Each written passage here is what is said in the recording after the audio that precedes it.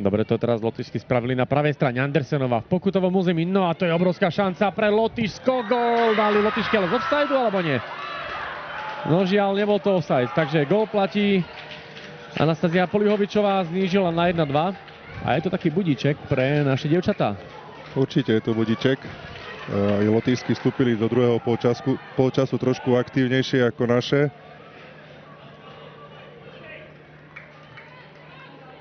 Pri tejto strieľanej prihrávke sa mi zdalo, že lotyšská hráčka mohla byť v offside. Každopádne Polihovičová skóruje. Čovou autorkou gólu, tá však napokon opäť má loptu. A to je obrovská šanca pre Lotyšsko, ktoré žiaľ znova skóruje. Myslím si, že tam bol jednoznačný faul. No, každopádne pískať sa nepískal a gól platí, takže znížené na 2-3, skúsená Ševcovová. To bola, pozrime sa na to, no, toto už je záber potom, ako Polihovičová získala loptu. A Ševcovová trafila. 63. minúta zápasu, gól Lotyšská strelila hráčka číslo 14 Olga Ševcová.